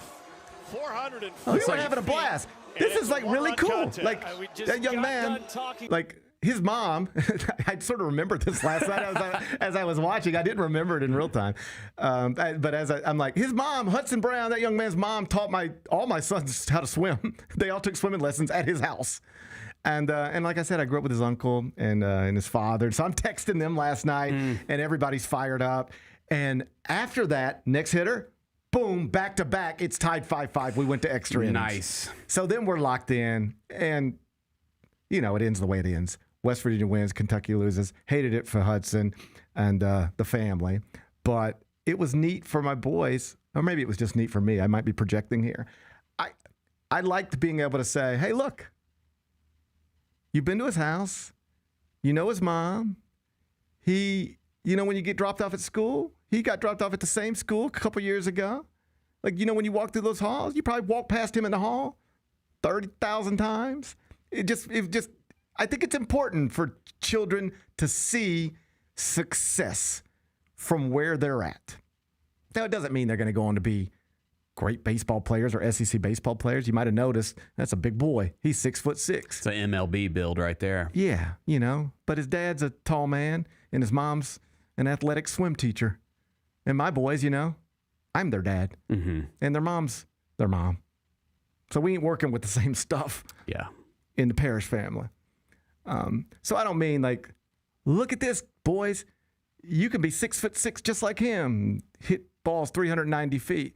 But it was like, look, this is a real person who grew up just over there, and we all know each other, and he went to school where you went to school, and now look at him on this stage. Can't you just be happy for him? So I don't find myself too often just sitting around rooting for Kentucky, but I did last night, and it was a lot of fun. Fun baseball. Then West Virginia wins the game. And we can't play the audio because of copyrights, and it's a song. It's 5,000 baseball fans in West Virginia singing a song. But they broke into country roads. Kyra, just show this on mute. So they break into country roads. Yeah. And this was the most awesome, I guess it's not spontaneous. They probably always knew they were going to head down this path. But this thing that you watch a baseball game and you don't know what comes next. Honestly, you think they might just take you to another baseball game. And that's the final for Morgantown. Mountaineers win it 6-5 to advance to the Super Regional. And now we're sending you out to Oxford, where Ole Miss is getting ready to take on Texas or whatever, right? You think that might be it. But instead, they just stuck here. And I was like, this is the most... So, whole crowd singing country roads, crying, people celebrating success. And you had this moment, and a lot of people made this point last night and today, where all the powerful people in college athletics are making big decisions with millions and billions of dollars at stake. And you hear things about super conferences and breaking away. And just don't ever forget, when it comes to college athletics, I know it's a lot of money involved. And I know players are getting rich in some spaces, and I know everybody's not comfortable with all the transferring. But if you ever want to know what makes college sports great, that's it. That's it. What we're watching right there. You don't get that in the NFL. You cannot get that in Major League Baseball. The NBA cannot deliver that. The NHL cannot deliver that. Those are all great sports with great things, but the only place you could ever get something like this exactly, that young man from New York, all right? That player in the dugout doing the post-game interview. He's from New York. He didn't grow up in this. And yet there they are. You just find yourself settled into singing country roads on a random Monday night after a baseball game. That's the stuff that makes college sports great. And though there's been a lot of shifting and moving around, I hope we never lose that. Because as somebody pointed out on Twitter, if Greg Sankey ever gets to make a super conference and just break it away from everything, it would not include West Virginia University. It would not allow for that. We got that moment last night in Morgantown because of the way college sports are structured right now.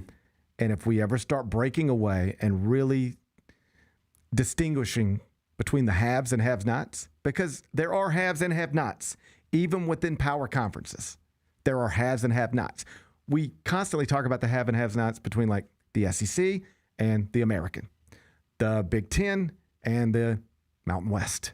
But there's a big difference between Mississippi State and the University of Texas. They're in the same conference, but there ain't many similarities between those schools in a variety of ways. So there's haves and have-nots, even within leagues, even within the richest conferences.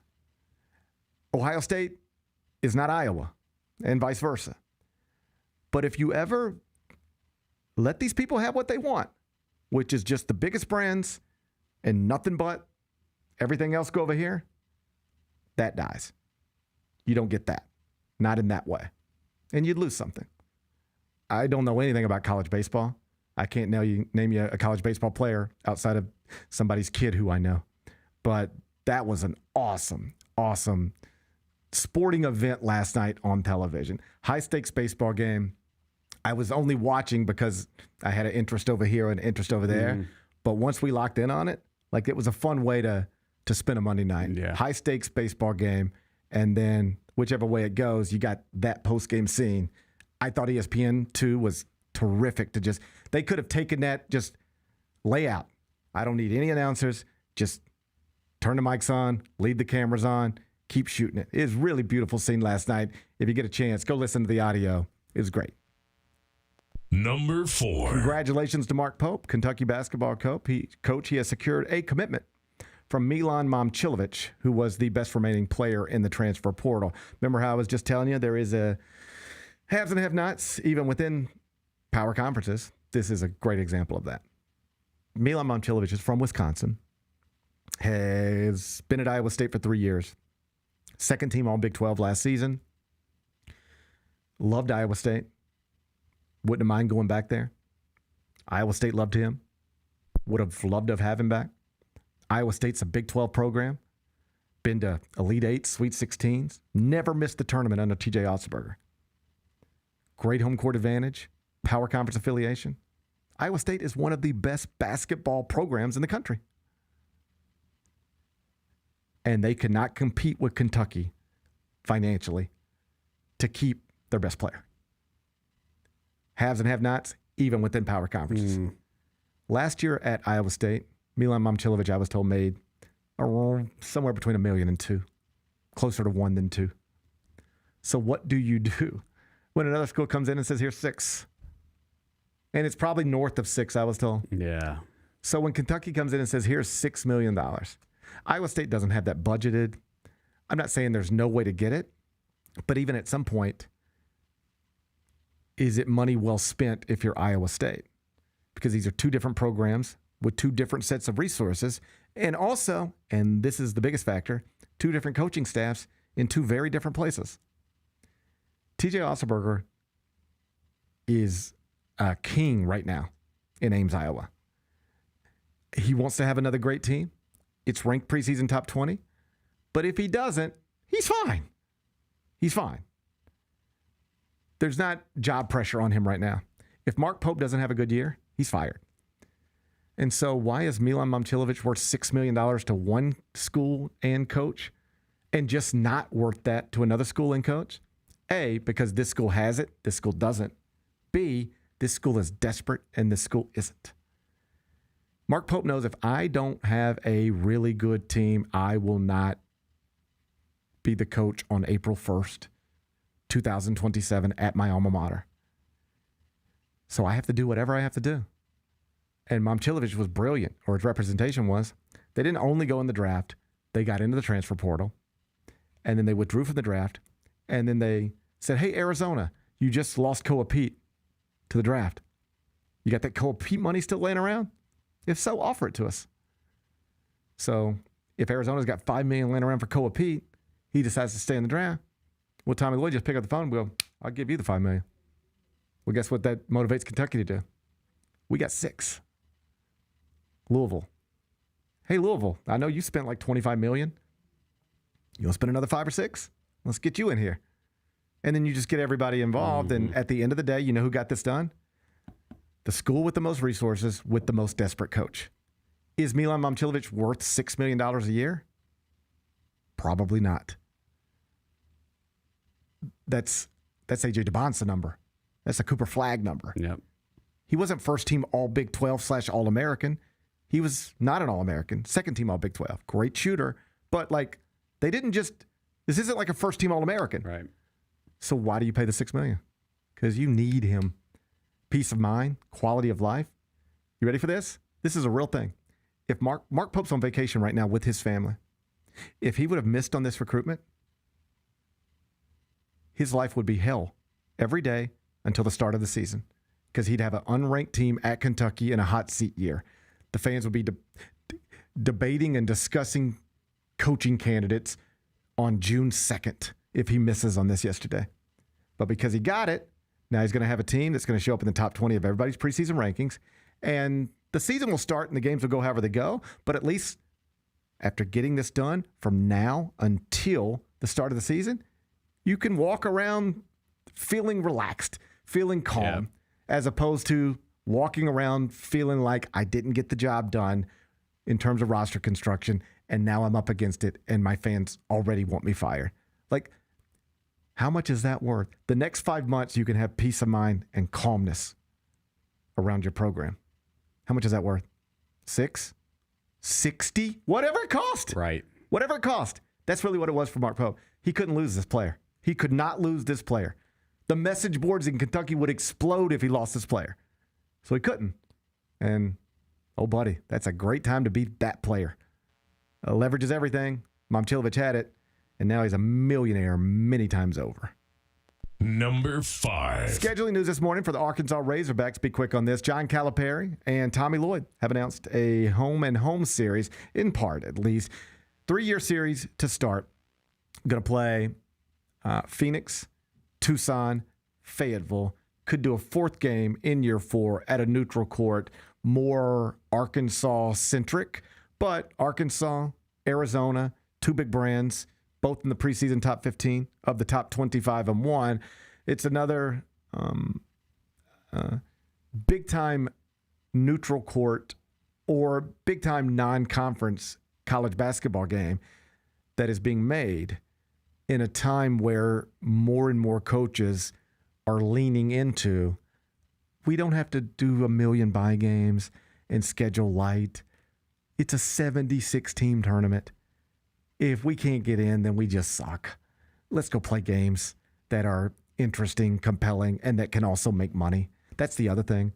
The reason you can't just have a full home and home anymore, these games are real valuable off campuses because event organizers will pay they'll pay Arkansas $1 million, come play in this game.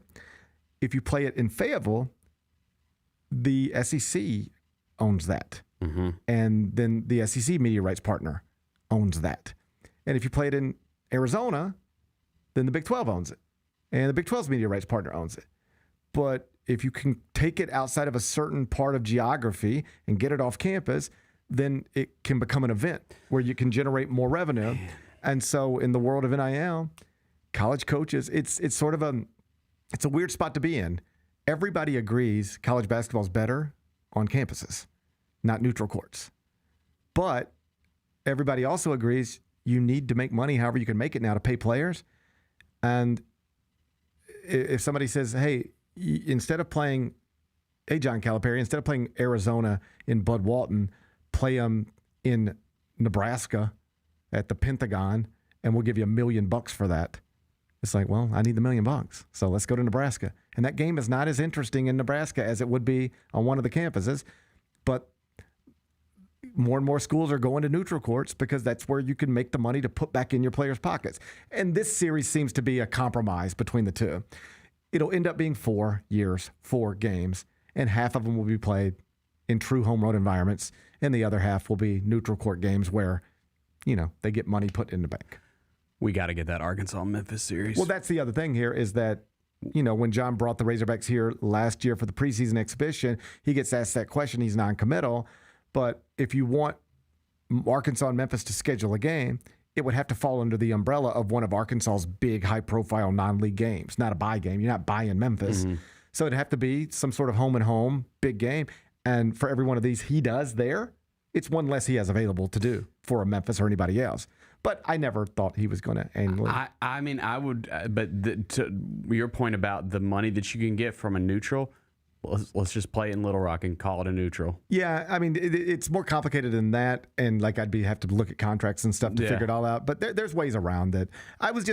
If John wanted to play Memphis, he could snap his fingers and play Memphis whenever he wanted to, right? He clearly. But there's the compromise he would want. Yeah, but then at that point, It's a neutral, but it's really home court for you guys, and Memphis fans will travel. maybe. But then if you're Memphis, it's like why do I want to go to Little Rock? You know, like I don't know. I mean, I would. That's an easy trip. It is very It's easy. a really easy trip. Yeah, it's just, I guess my bottom line would be if John Calipari wanted to play Memphis, he would be playing Memphis. It really is that simple. It's up to him. You don't think Dr. Scott would schedule that game? Right. You don't think Penny has been asking for that game I'm sure since before he got the job? So the reason I don't believe John is really going to commit to any sort of series with the Tigers is because he hasn't, and he could. Mm-hmm. You know, it's up to him. It's not one of those things where, well, if we could ever figure it out, it's all you have to do is say yes, and it's figured out. And he has never said yes. Come on, Coach. But he did say yes to this, and so it'll be two big brands, two top 15 teams. I think the date for Game 1 this upcoming season in Phoenix is December 19th. Be back with Carry Up. When the arena lights dim for a concert or when the crowd becomes one at a big game, you can almost feel like you're the biggest fan. But who's your biggest fan? It's the person who will get you home safely after a night of drinking. It's a person who looks out for your life to make sure you leave the stadium with someone sober. This could be a designated driver or someone who offers to give you a ride share. Because in Tennessee, fans don't let other fans drive drunk. Brought to you by the Tennessee Highway Safety Office, a division of the Tennessee Department of Safety and Homeland Security. Grizzlies, take your fandom to the next level by becoming an MVP. How long have you been an MVP? Since day one. Enjoy the great benefits of being a season ticket member. Pre-game MVP moments, including Autograph Alley, exclusive Grizz gear deals, access to member or MVP-only player events, and much more. He's been an MVP for 22 years. Become a Grizzlies MVP today. Sonic Radio. Welcome back to Sonic RNDIO. That spells radio with me, the CIO. This just in, the new Sonic $1.99 menu lets you build a crave-worthy meal for just $1.99 an item, whether that's a creamy shake, crispy tots, or a quarter-pound double cheeseburger. This just out. Ostriches. They're mean, not very cute, and in my opinion, way too big for a bird. Don't miss the Sonic Fun 99 menu. 5 items, always $1.99. Live free, eat Sonic. Tax not included. See menu for details.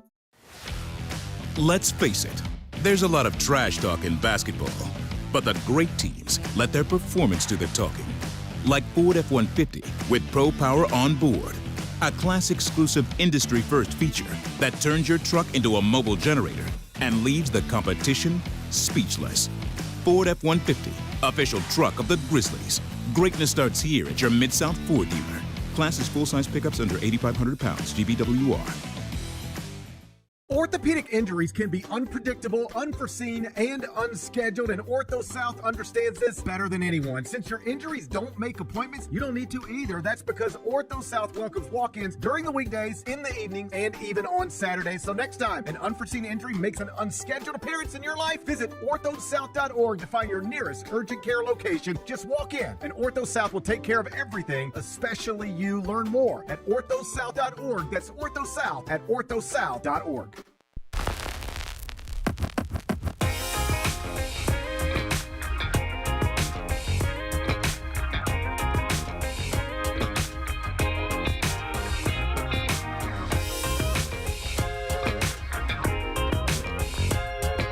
The Memphis Grizzlies are looking for energetic and dedicated talent of all ages to join our live entertainment teams for next season. Audition for the Grizz Girls, Grannies and Grandpas, Blue Bunch, and more. Lock in your audition spot today. The place to do it is grizzlies.com/audition. That's the website, grizzlies.com/audition. Let's do carry out. It's time for GP's Carryout. One final segment filled with stuff to take with you. It's not everything you need to know, but it's most of it.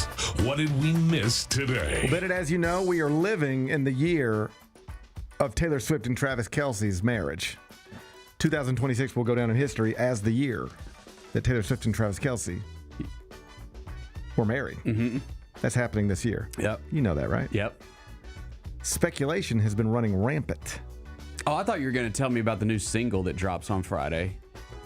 Did she do something for a movie? For Toy Story. She's writing the theme for Toy Story 5. She's trying to get an Oscar. That's probably the best way. That's a good way to do it. He's trying to get an Oscar. I think that'll get that done. If it's even remotely good, it's going to be one of the biggest movies of the year, and it's the song from the If it's Oscar winner Taylor Swift, suck it, haters. That's what's coming. That song, if it's even remotely good, it will without question win that Oscar. There is no doubt in my mind. Oh, the weirdo moms down in DeSoto County who hate Taylor Swift. They're gonna be pissed because she treats her employees well. They're gonna be mad because she's kind and treats her employees well and shares her wealth. The weirdo moms down in DeSoto County. They're going to be real upset. They're not weirdos. Oh, they are, buddy. You should meet them. There are grown women who walk around. You're married to a DeSoto County mom. But not one of the weird ones. I'm married to a DeSoto County mom who has to deal with the weird ones. Oh, they get real upset about Taylor Swift. They're so mad. They hate her. They hate Taylor Swift. And I love talking to them. I'm like, really, what part of Taylor Swift do you hate so much? Tell me the worst thing. You tell me the worst thing you've ever heard Taylor Swift do, and I will name you 100 things worse that your favorite person did yesterday on social media. I love talking to them. They're going to be real upset about this, them weirdo moms. We're coming for that Oscar. I like it. We'll see what the competition. Taylor Swift Oscar winners on the way. It's loading up right now. We might just have to go for an EGOT. It's EGOT time for Taylor Swift. I think she'll have to do Broadway if she wants that. No problem. You don't think there's going to be a Taylor Swift Broadway show someday? I'm sure there will. Okay. This will not be a problem. We'll get that one later. We got plenty of time for that. That'll be. You know what? Because that'll be. But she's got to do TV too. We got to get an Emmy as well. No problem. We'll get that done. That one might be the hardest one. The Emmy. We'll figure it out. I think the Broadway one's no problem because we can do that when she's a little bit older too. Like we can knock that out whenever. That one's not an issue. We got plenty of time for that. JB might disagree. I think we can knock that one out whenever we want to. The Emmy could be tough. You got to hit that at the right moment, and you don't know what the competition's going to be. We'll figure it out. Okay. I feel like we're going to be able to figure that out. Taylor Swift, Oscar winner. I like the sound of that. Here's the point, though. We weren't supposed to be talking about that. This is what I was trying to talk about. That's what you were bringing up. Okay, what's going on? There's been rampant speculation. About? Her wedding and the location of it. Oh, we don't know where they're doing it? I mean, you might not. I do. I don't know. Rampant speculation is that it will be done in Rhode Island. She has a massive estate there. That's random. Well, she has a big home there. I've seen it. Seen pictures of it. Why? Well, because TMZ posted them, and I look at stuff when TMZ posts it. So they post it, and I look at it. That's the way my relationship with TMZ is. It works exactly that way. They post stuff, and then I look at it. Because she's from Pennsylvania. She lived in Nashville. It's just a beautiful home. It's a beautiful home. It's a beautiful home on the water. Okay. In Rhode Island. It looks nice. Hey, you might not think you want to live in Rhode Island, but if I showed you this house, you would move there. Dab, I like the Real Housewives of Rhode Island, so. I bet you do. Yeah. Any of them beat up their boyfriends? That's Mormon Wives. Completely different show, network, everything. I'm talking about the Real Housewives. There's a level of class there, okay? Oh. Yeah. Okay, I got them confused. Yeah. I mix them up sometimes. Yeah. That's on me. I don't think there's been any domestic stuff, no. Well, it's only Tuesday. Yeah. Anyway, TMZ caught up with Sheldon Whitehouse today. He's a senator from Rhode Island. And they were like, hey there, senator from Rhode Island. Taylor Swift and Travis Kelce getting married in your state? He certainly indicated he does not think that that's true. So the Swifties are going to have to update their investigations. Unless the senator here is intentionally misleading. Because like for something like this, you would have to rope in law enforcement officials. Yeah. I mean, wherever this thing happens is going to be a spectacle. Yep. And the senator, unless he's been intentionally misleading or is completely in the dark, I guess either is possible. He seemed to throw a wet blanket over the idea that Taylor and Travis would be exchanging nuptials in the Great Strait of Rhode Island. So if not there, where? That's the new question. Let's let the internet figure it out. What's today's biggest game? Let's go with the Stanley Cup Final. Okay. Is it game 1 tonight? It is. I know who's playing. It's Golden Knights. Yep. And the Hurricanes. We're doing it at the Lenovo Center. I like the Lenovo Center. In Raleigh, North Carolina. Stanley Cup Final in Raleigh, North Carolina. It's fun. Let's do it. Okay. That's out. Vegas is the underdog here. Carolina's minus 155 at home. Vegas plus 130. How you going to act? Give me the Canes. Is this a wild mismatch? The Hurricanes are 53-22-7. Golden Knights 39-26-17. Yeah, Golden Knights had a good postseason, but they were just kind of mid in the regular season. Hurricanes have been awesome all year. I'll go Hurricanes. So this is basically like the Hurricanes are the Hurricanes are the Thunder, or last year's Thunder, and the Golden Knights are last year's Tyrese Halliburton and the Pacers. Yeah, I mean, although they've kind of been there before, they got some of the same. They're like Tyrese Halliburton and the Pacers if Tyrese Halliburton and the Pacers had been there before. Yeah. They were mid during the season and got hot in the playoffs. Yeah. I hope nobody tears their Achilles. I was trying to think of a better comp, but no, that's pretty good. I hope nobody tears their Achilles. I hope not either. All right. Puck drops tonight, 7 o'clock. You can watch it on ABC. What are we watching on TV? Okay, so last night after baseball was over and we got through singing Country Roads, decided to turn on, do you see this? The Eddie Murphy AFI, like Lifetime Achievement Award special. I didn't see it. It's on Netflix. Okay. Every time I turn on Netflix, it just hits me right in the face. They're like, do you want to watch Eddie Murphy? And I saw it Sunday and I was like, I don't know. And then I clicked on it yesterday afternoon and they were like, you want to watch Eddie Murphy now? And I was like, I don't know. And then last night, baseball was over and had this weird gap between other stuff that comes on. And I was like, maybe now's the time to watch Eddie Murphy. So we turned it on. And it's it's as you imagine. Bunch of comedians, Chris Rock, Dave Chappelle, Tracy Morgan, just a bunch of folks, Bill Burr, just honoring Eddie Murphy. That's pretty cool. And it does a really good job. It's like they talk about a moment in his career and here's a moment from SNL, and then they'll bring on somebody who was with him at SNL, and they would talk about him for 5 minutes, and then they'd show a moment from Beverly Hills Cop, and then they'd bring on somebody from Beverly Hills Cop, and they'd talk about him for 5 minutes, and they'd bring on somebody from something, and then that would be the Chappelle connection, and then they'd bring out Chappelle, and he would talk, and so it was just one after another. Comedians, actors, artists jumping on stage and I was glad because my little guys watched this with us. Just sort of, because if you're young, you would have no idea. You might just know Eddie Murphy as the voice from Shrek. But this guy was a real, changed, broke down barriers. And they spent a lot of time explaining that and how people who didn't look like him were not getting the roles that he got and being allowed to play the characters that he played. And I mean, one after another last night. And it was like, if not for you, I couldn't be me. If not for you doing this, I could have never done that. If you would have never done this thing, none of us could have ever done this thing. I just thought it was really good. And then at the end, it's Eddie Murphy. So if you're looking, got to knock out 90 minutes somewhere, you can find it. It's in top 10 shows on Netflix. Eddie Murphy Lifetime Achievement Award. It's on your Netflix app right now. What's the best thing we've read? I thought the Brad Botkin piece over at CBSSports.com was good. It was on the homepage earlier today. They moved stuff around, so you might need to find it. But 10 storylines heading into the 2026 NBA Finals as we wait on Game 1.